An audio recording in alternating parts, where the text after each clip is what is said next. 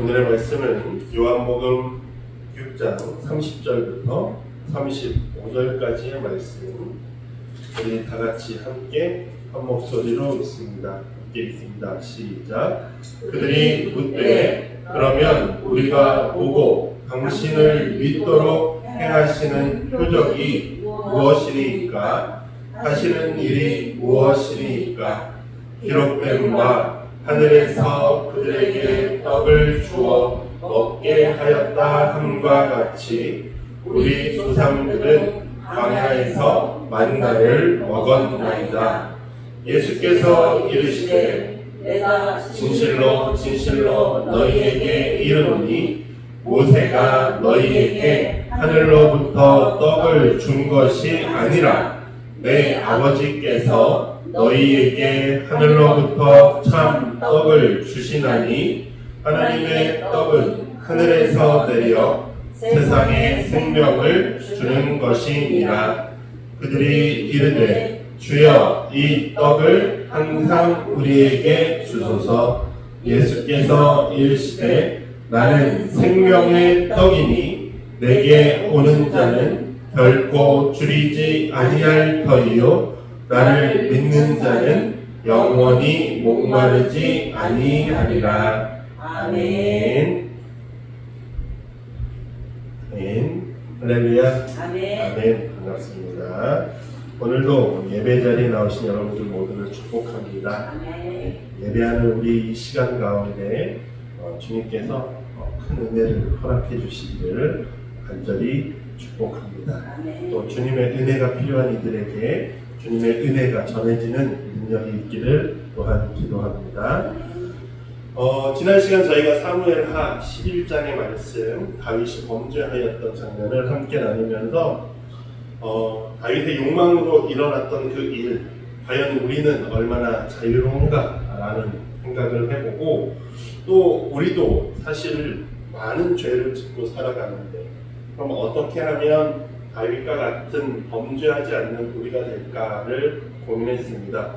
그래서 철학자 르네지라르의 이야기를 통해서 우리가 좋은 모델을 욕망하는 것이 우리에게 좋은 방법이 되겠다라는 이야기를 했고, 골로새서 3장 1절의 말씀을 가지고서 우리가 그러면 우리는 위의 것을 바라보자, 예수 그리스도를 바라보자, 예수 그리스도를 소망하고 욕망하자라고 말씀드렸습니다. 그래서 우리가 죄에 빠른 것이 아니라 사랑에 빠르고 선을 이루는 데 더 빠른 여러분들이 되기를 말씀대로 주님을 소망할 때 그 일들이 일어나기를 주님의 이름으로 축복합니다. 네. 예, 여러분 제가 이제 아내랑 연애할 때 너무 옛날이죠. 연애할 때 이야기였는데 아내가 어느 날은 지나가던 어린 학생들을 보면서 너무 좋다, 너무 이쁘다 그런 건데요. 근데 이제 사실 그렇게 나이가 많지 않은 때인데 그런 거 보면서 아니 뭐 애들, 저는 그냥 애들을 보니까 애들 가지고 뭘 그러나 그랬었거든요. 근데 그러고 시간이 조금 지나니까 저도 애들이 그렇게 보이더라고요. 저 나이면 그냥 좋겠다 싶은 것들 있죠. 근데 또 그 나이 때는 내가 뭐 아무것도 없어, 너무 어려워라고 말하지만 사실 그 나이 때에 반짝반짝한 어떤 그런 느낌들이 모두가 있습니다. 제가 그 아이들을 보면서 너무 좋겠다 했던 건 어떤 부러움이기도 하고 어떤 질투의 마음이기도 했던, 왜 나는 반짝반짝하지 않지? 라는 거죠. 반짝반짝하세요. 감사합니다. 집사님도 반짝반짝하시죠. 그래서 나는 왜 이렇게 반짝반짝하지 않을까를 고민하지만 말씀을 준비하면서 생각해보니 우리 안에도 하나님께서 너는 충분히 반짝반짝하다라고 말씀해 주시는 것들이 있습니다. 왜냐하면 하나님께서 우리에게 허락하시는 그 은혜가 오늘 설교의 제목처럼 반짝반짝 빛나는 것이기 때문입니다. 하나님의 은혜가 우리 안에 있다라면 우리는 그걸로 충분히 반짝반짝하다라는 것이죠. 그런데 우리는 아까도 제가 말했지만 나는 왜 이렇게 반짝반짝하지 않지? 라고 고민하게 만드는 우리의 삶의 어려움들이 있습니다. 그 이야기에 대해서 오늘 본문으로 우리 함께 좀 나눠보기를 원합니다. 오늘 우리가 나눴던 본문의 내용 그 앞에 부분에는 예수님이 오병이어의 기적을 일으키신 사건이 나오고 그 다음의 이야기입니다. 예수님이 얼른 산으로 피하셨고 제자들은 배를 타고 가버나움으로 왔습니다. 그런데 놀랍게도 오늘 이야기에 등장하는 예수님과 대화하고 있는 사람들은 오병이어의 기적을 경험하고 난 이후에 예수님을 또 찾아서 온 사람들입니다. 예수님을 오병이어의 기적을 경험한 이들이 예수님을 와 저분이 우리의 왕이 되시면 좋겠다라고 생각했습니다. 저분이 구약 성경에서부터 이야기하시던 그 메시아인가 보다라고 생각했습니다. 예, 물론 메시아인 건 맞았지만 그들이 생각했던 메시아는 다윗의 왕국을 다시 세우고 로마의 압제로부터 우리를 구원하고 그래서 우리가 강력한 왕국을 만들어서 다시금 이 땅을 호령하면서 사는 민족이 되고 싶은 것이 그들의 메시아라고 하는 이미지의 정치적인 입장이었어요. 그들이 가지고 있는 욕망이었습니다. 그래서 예수님도 그런 눈으로 바라보는 거예요. 그래서 예수님이 기적을 예수님이 하나님의 말씀을 뜻을 전하기 위한 표적으로 보지 않고 내 욕심을 이룰 수 있겠구나라는 수단으로 예수님을 바라보는 거죠. 그러니 예수님이 그 시선을 피해서 다른 곳으로 가셨던 거예요. 그런데 이 사람들이 계속해서 여전히 예수님을 찾아다니더라는 거예요. 그리고 예수님을 어떻게 하면 찾을 수 있어요? 제자들이 어디 갔나를 보면 찾을 수 있거든요. 제자들이 배 타고 어디로 갔지를 막 따라가더니 가버나움으로 갔구나 해서 그들도 가버나움에 찾아옵니다. 그리고 예수님을 드디어 만나요. 예수님 우리가 이 기적을 경험하고 왔습니다. 그 예수님의 기적이 너무 대단해요 라고 막 찾아왔는데 예수님은 그들이 찾아온 목적을 단번에 알고 계셨어요. 예수님은 뭐라고 표현하냐면 그들을 뭐라고 평가하냐면 나의 표적을 보지 않고 떡을 보고 왔다라고 말씀하시네요. 저들이 나의 표적이라는 것은 원어상으로 가리키다라는 의미를 가지고 있습니다. 그러니까 우리가 와 저거 진짜 멋지다라고 하면 저 손가락이 가리킨 걸 봐야 되는 거잖아요. 그런데 어떤 사람은 오 하고 손을 보는 사람들이 있어요. 야 근데 너 손에 뭐 묻었다라고 하고요. 너 손 왜 이렇게 못생겼어? 막 이런 놀리는 사람들이 있죠. 근데 이렇게 손가락으로 가리킨 것을 봐야 하는데 손을 보고 있는 것이 바로 오늘 예수님을 찾아온 사람들의 모습이에요. 예수님이 보리떡 5개와 물고기 2마리로 많은 이들을 먹이고 풍성하게 남기셨던 그 사건만을 보는 거예요. 그 사건을 통해서 예수님이 그들에게 하시고자 했던, 전하고자 했던 하나님의 뜻은 전혀 생각하지 않는 거죠. 그들은 자신들의 욕망에 가득 차서 저 능력을 이런 생각을 하는 겁니다. 그들은 예수님의 능력을 원했고 기적을 원했습니다. 그러나 예수님이 이 땅에 오신 이유는 기적을 행하시기 위해서가 아니에요. 그분의 삶이, 그분이 하셨던 그 삶의 과정들이, 그리고 그 삶의 과정에서 일어났던 일들이 충분히 기적으로 말할 수 있지만 그것이 목적이 아니에요. 지나가시는 길 가운데 일어난 하나의 현상인 거죠. 하나님의 일을 행하는 것이 나를 보낸 뜻이다. 하나님께서 나를 이 땅에 보내신 뜻은 하나님을 보내신 일을 믿는 거야 라고 말씀하시는데요. 앞서 오늘 읽었던 본문 29절이요. 예수께서 대답하여 이르시되 하나님께서 보내신 일을 믿는 것이 하나님의 일이다 라고 말씀하십니다. 즉 너희가 그것에 취해 있을 게 아니라 그것을 통해서 나를 가지고 나를 믿고 나를 믿음으로 하나님의 일을 하는 것이 내가 너희에게 이 모든 것들을 보여주는 목적이고 가르침의 이유다.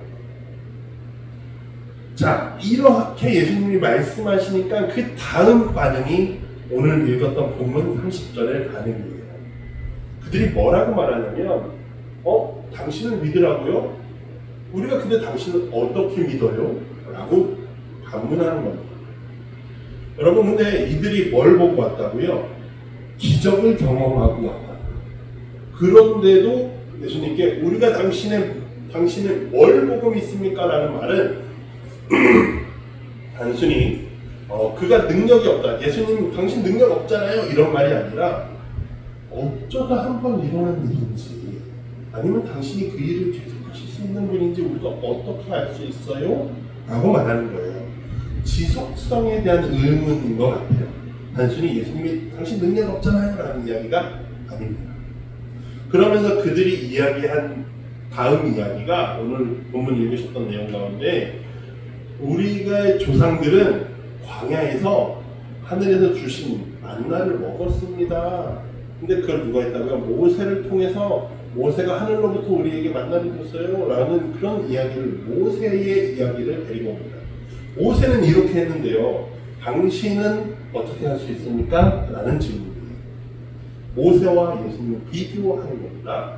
그러면 우리의 모세는 우리의 조상의 우리의 지도자 중에 가장 대단한 지도자였던 모세는 그 백성들이 광야에서 사는 동안 그리고 가나안 땅에 들어가서 첫 수확물 거두기까지 계속해서 우리한테 뭘 줬어요? 양식을 줬다. 우리가 먹고 살 수 있게 해줬어요. 그런데 당신은 그렇게 할 수 있어요? 라는 질문이에요. 자, 그들이 질문했던 모세에 대한 이야기는 출애굽기 16장에 나오는 이야기입니다. 이스라엘 백성들이 출애굽한 이후에 50일째 되던 날이었어요. 그들에게 음식이 다 떨어졌습니다. 왜냐하면 하나님께서 이스라엘 백성들에게 그 6월절을 준비하라고 하시면서 출애굽을 준비하라고 하시면서 음식을 너희의 떡에 누룩도 넣지 말고 당장 이렇게 뛰쳐나갈 것처럼 복장을 갖추고서 음식을 먹어라 라고 하셨거든요.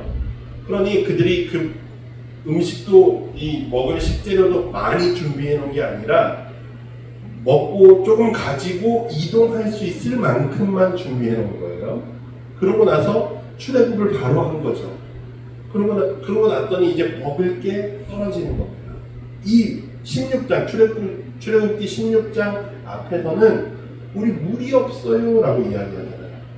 물이 없어요 라고 이야기하니까 이 먹을 수 있는 물을 주는 거죠. 그 다음에 나오는 게 이제 16장에서 먹을 게 없어요 라고 하면서 지도자들을 원망합니다. 모세와 아론을 원망해요. 우리를 왜 광야까지 데리고 나와서 거기 있으면 그냥 잘 먹고 잘 살 텐데 이런 원망을 하고 있는 거예요. 그랬더니 하나님께서 그들의 원망을 들으셨습니다. 그래서 그들에게 먹을 걸 주겠다라고 말씀하셨습니다. 근데 하나님께서 그냥 주신다는 게 아니라 이 양식을 주는 것을 통해서 내가 저들이 나의 말을 따르는지 시험해 볼 거야 라고도 말씀하십니다. 그들에게 주시는 양식은 은혜는 그들을 채우시는 귀한 일이기도 하지만 하나의 시험이기도 해요. 어떤 시험이냐면 각 사람에게 딱 정해진 만큼만 가져가라고 하셔요. 그리고 딱 정해진 날 첫째 날부터 여섯째 날까지는 너희가 매일매일 하루 먹을 만큼만 가져가고 그 다음 여섯 번째 날에는 일곱 번째 날에는 내가 만나랑 매출하게 먹을 걸 안 줄 거야. 그러니까 여섯째 날에만 이틀치를 준비해서 너희가 먹어 라고 했습니다. 그랬는데 그들이 어떻게 했어요?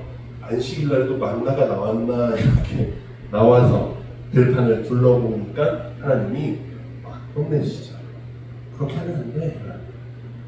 근데 어쨌거나 중요한 건 하나님께서 광야에서 그 백성들이 먹을 수 있도록 양식을 주셨다라는 거예요.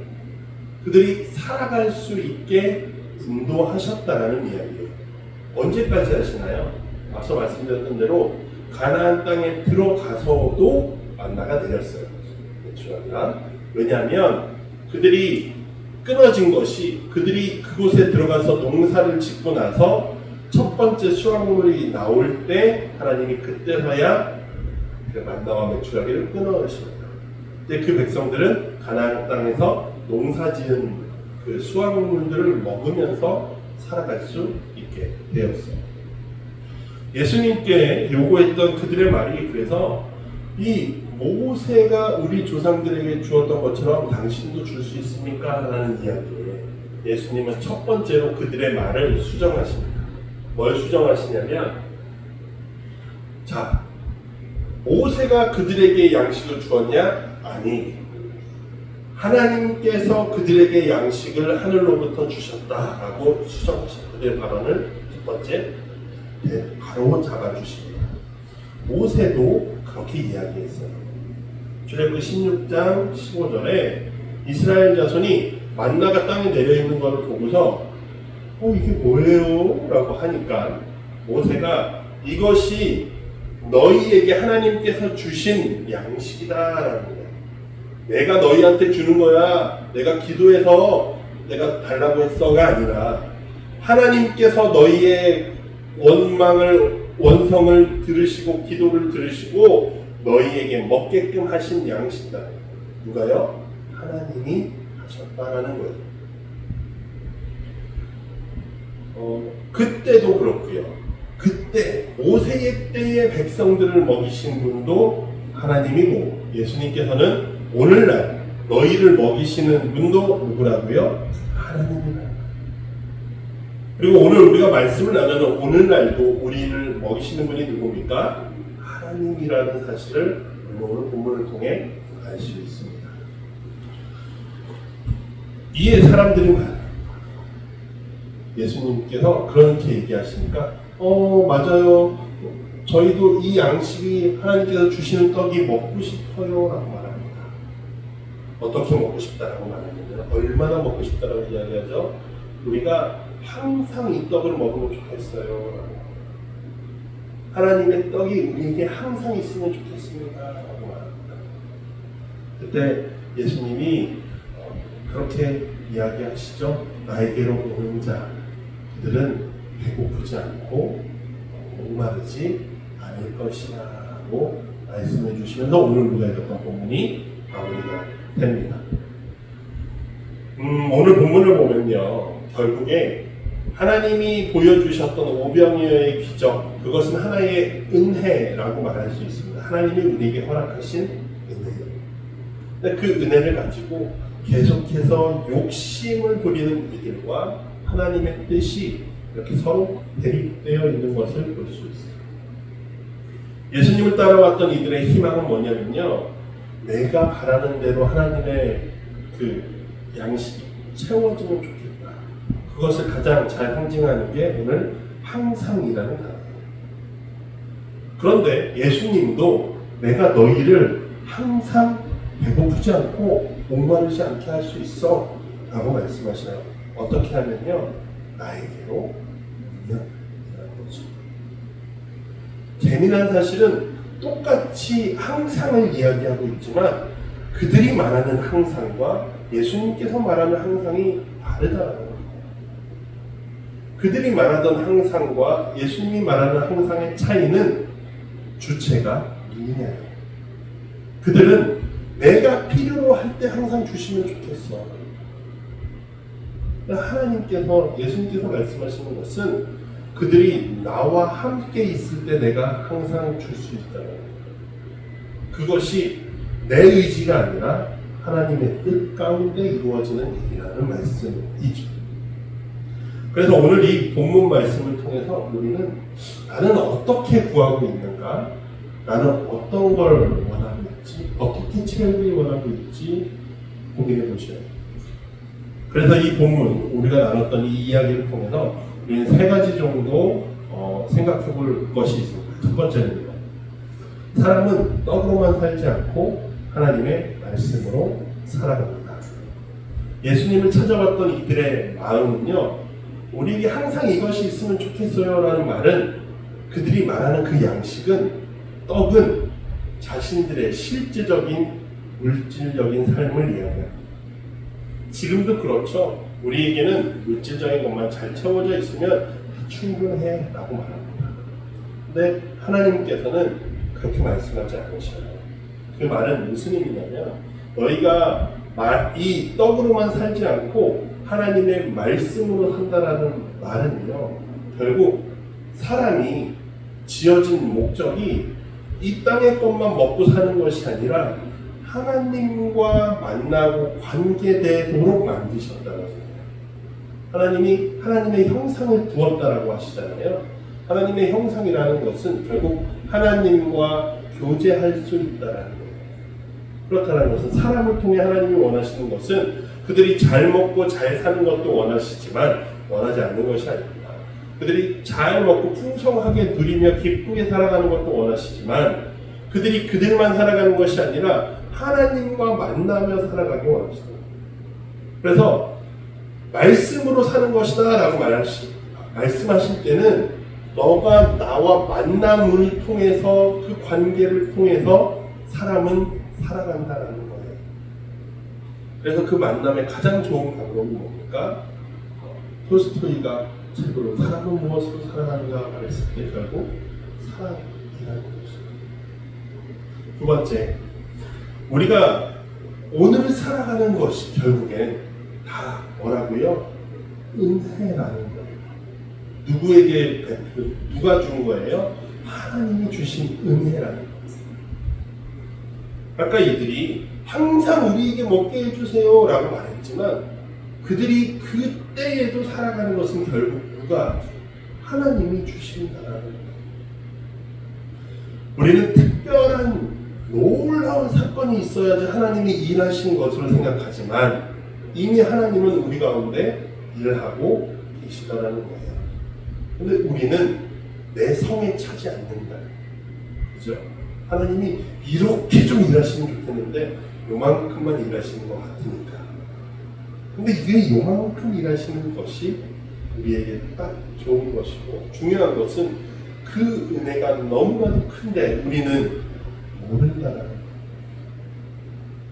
광야에 살던 이스라엘 백성들은 가나안 땅에 들어갔을 때에 그리고 수확물을 거둘 때에 하나님의 만나가 끊어졌다고 아까 말씀드렸잖아요. 근데 그 만나가 끊어지고 곡식을 거둬서 이제 수확물을 먹고 살아가면 그때는 하나님이 일하셔요, 안 하셔요? 여전히 일하신다는 거예요. 그래서 성경에서 말씀하실 때 이른 비와 늦은 비를 적당한 때에 주신다라고 이야기하시잖아요. 그 말씀 자체가 이미 그들이 만나를 먹는 것뿐만이 아니라 가나안 땅에서 수확물을 먹는 것 자체가 하나님의 여전한 은혜라는 거예요. 그래서 우리가 살아가는 우리의 삶은 여전히 하나님의 은혜인데 그들은 계속해서 그 은혜를 잊고 살아간다는 거죠. 세 번째, 첫 번째는 아까 말씀드렸다시피 하나님의 말씀으로 우리가 떡으로만 사는 게 아니라 하나님의 말씀으로 살아가고 그 하나님의 말씀으로 관계 가운데에서 매일매일 하나님의 은혜를 경험하며 우리는 살아간다라고 말씀드리고 세 번째는 그런데 우리에게 주어지는 하나님의 은혜가 하나님 여전히 은혜로 남아있느냐 이게 무슨 말이냐면 말이 조금 복잡한데 하나님의 은혜가 되게 해야 이 말은 우리가 하나님께 많은 은혜를 받았는데 우리는 그 은혜의 가치를 은혜의 값어치를 망가뜨리고 있지는 않냐. 이들은 놀라운 기적을 본 거예요. 작은 도시락 하나가 수천 명, 수만 명의 사람들을 먹이고 남을 정도로 풍성하게 남을 정도로 하나님의 나라를 경험한 사람들이에요. 이 사람들. 놀라운 은혜를 경험한 사람들인데 여전히 예수님께 나와서 예수님 우리한테 표적을 보여주세요라고 말하고 있다는 거예요.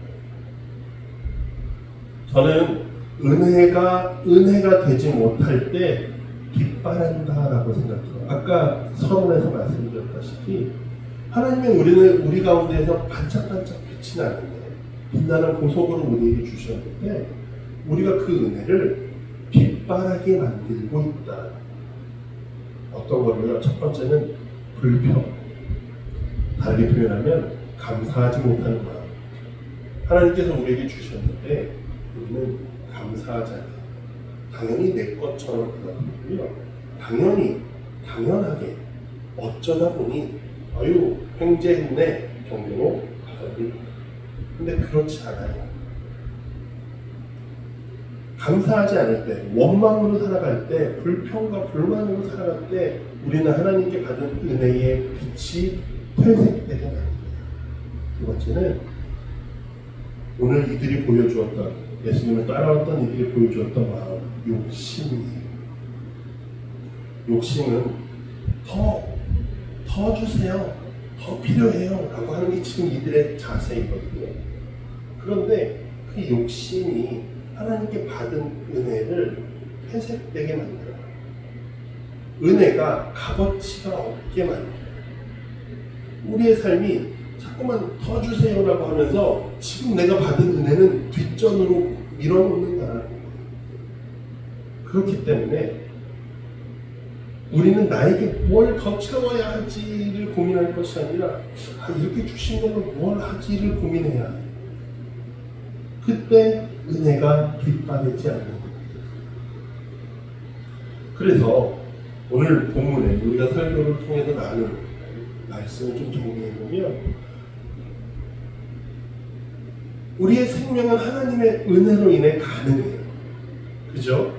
그런데 우리가 그 가능해진 생명을 가지고 살아갈 때에 내 뜻대로 살아갈 것이 아니라 하나님을 만나고 하나님과 교제하며 살아가야 돼요. 그것이 말씀을 통해 필요한 거죠. 그렇게 하나님의 은혜에 교제하며 우리가 어떻게 반응해요? 기쁨으로 반응하고 감사함으로 반응하고 나에게 주신 것에 만족하고 절제하고 또 내게서 넘치면 또 줄 수 있고 그렇게 살아가야 한다는 거죠.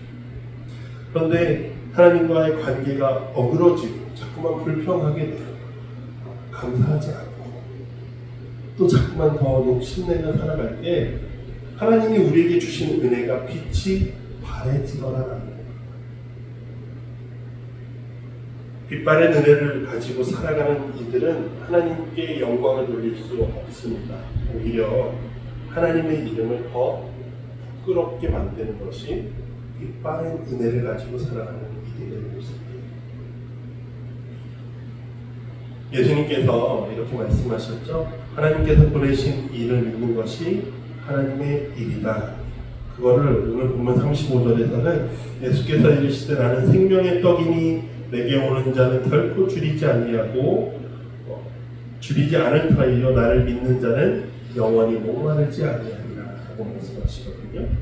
그게 이 표현이에요. 예수 그리스도를 믿는 것은 예수 그리스도께 그 안에 산다는 거죠. 우리가 아주 특별한 무언가를 얻기 위해서 욕심내고 계획하고 짜내고 그런 일들이 아니라 주님 안에 머물며 우리가 주님의 뜻을 헤아리고 그 이후에 예수 그리스도께서 가지셨던 그 마음을 가지고 살아갈 때에 우리의 은혜가 우리에게 주어진 은혜가 빛나게 되어진다는 거예요. 우리가 예수를 믿는다는 것은 우리의 머릿속에 그려지는 어떤 지식적인 내용에서 끝나는 것이 아니라는 겁니다. 제가 말씀드리고자 하는 것은 보내심이 예수 그리스도를 믿는 일이 하나님의 일이라는데 우리는 자꾸만 이것을 가지고 어떤 신학적으로 학문적으로 풀어내고 어떤 관념적으로 내 머릿속에 믿으면 그래서 우리의 말로 믿습니다 정도에서만 끝내려고 하지만 그것에서 끝나는 게 아니라 그냥 그 예수 그리스도를 믿는다는 것은 그분과 같이 그분처럼 사는 것이라는 거예요. 하나님이 주신 은혜에 감사하고 오늘 말씀대로 그 은혜가 빗바라지 아니하도록 몸부림치는 일, 그것이 믿음인 겁니다. 우리의 삶과 연결되지 않는 예수 그리스도의 십자가는요, 하나님의 은혜는 빗바라는 것이 됩니다. 독일의 본헤퍼라고 나치에게 죽음을 당한 목사님께서는 당시에 독일 교회를 향해서 너희가 말하는 십자가는 싸구려다라고 말했어요. 그래서 값싼 은혜라는 말 혹은 싸구려 은혜라는 그 용어가 본헤퍼 목사님을 통해서 나왔는데, 믿는 사람의 삶이 전혀 믿음의 삶으로 여겨지지 않고 그러면서 나는 구원받았다 라고 말하고 나는 하나님의 은혜를 입었어 라고 말하는데, 너희의 그 은혜가 얼마나 값어치 없는 은혜냐, 너희의 그 삶을 보니 그 은혜가 얼마나 싸구려가 되었냐라고 본헤퍼 목사님이 이야기했어요. 결국 예수 그리스도를 믿는다는 것은요, 우리가 우리에게 주어진 은혜, 말씀대로 은혜를 가지고 살아간다는 거예요.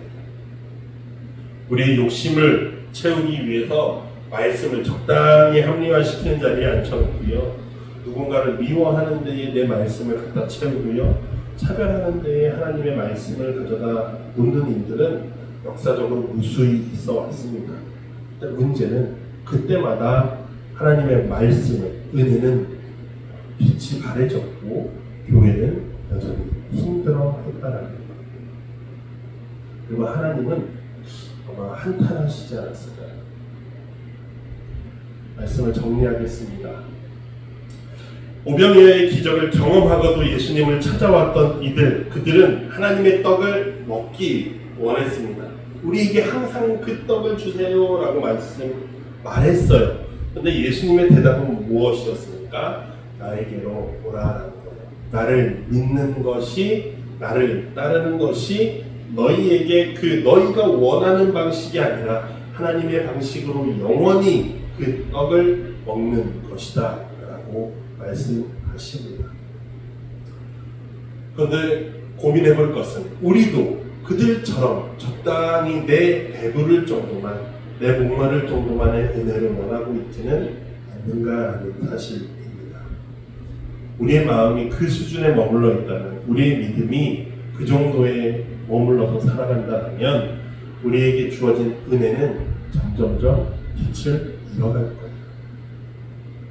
사랑하는 성도 여러분, 예수님께서 너희는 세상의 빛이다 라고 말씀하셨습니다. 그 말씀은 우리가 빛을 내는 존재라는 말씀이 아니에요. 우리가 빛을 내는 것이 아니라 오늘 말씀드렸던 대로 반짝반짝 빛나는 하나님의 은혜가 우리 안에 있다라는 거예요. 너가 빛나는 존재가 아니라 하나님의 빛이 너희 가운데 임했다라는 거예요. 반짝반짝 빛나시는 예수 그리스도가 우리 안에 있다라는 사실입니다. 그것을 품은 것이 우리가 세상의 빛이라는 말씀입니다. 그런데요, 우리가 이 빛을 내야 하는데 빛이 바래지거나 그 빛을 잘 전하지 못한다면 우리에게 받은 은혜가 얼마나, 하나님의 은혜가 값어치 없다는 게 아니라 우리에게 주어진 은혜를 우리가 값어치 없게 만들고 있지 않느냐라는 사실입니다. 제가 유튜브로 여러 가지 보지만 지나가다가 그 한문철 선생님 그 블랙박스 강의 나왔는데 제가 그 썸네일 첫 화면만 보고도 안 누르고 싶었는데 눌러서 봤어요. 화면에 뭐가 있었냐면 썸네일 딱 첫 장면에 교통사고 피해자가 교회 수련회를 가서 제트보트를 탔답니다라는 게 썸네일이 있다는 거예요. 교회 자체가 언급되어 있는 걸 보면서 야, 댓글에 또 교회 욕을 한참 먹겠네 하는 생각을 하고서 눌러서 봤는데, 어떤 내용이었냐면 이 포켓차로가 생기잖아요. 좌회전하는 포켓차로가 생기는데 그 포켓차로로 들어가려고 블랙박스 이제 제보한 사람이 좀 안전지대를 밟으면서 좀 들어갔어요. 근데 들어가면서 요 앞차하고 이 뒷꽁무니 쪽이 이렇게 살짝 이렇게 밀렸어요. 그럴 수 있잖아요. 그렇게 밀렸는데 그 차에 3명이 타고 있었습니다. 엄마, 딸 둘이 타고 있었어요. 엄마랑 딸 둘, 피해자 측이요. 근데 병원에 입원을 했어요. 입원할 만하지 않은데 입원을 했고 계속 어지럽다는 등 아프다는 등 이러시면서 입원을 해서 돈을 꽤 많이 받아가셨어요. 합의금이라고 해가지고요. 근데 이제 이 사람이 블랙박스 가해자가, 그러니까 사고의 가해자가 보험을 너무 많이 타가니까 억울하다는 거예요. 그래서 그러면 이제 연락을 주고 갔는데 프로필 사진에 이 피해자가 단체로 어디를 갔고 뭐 제트보트 타는 사진도 있고 이렇다는 거예요.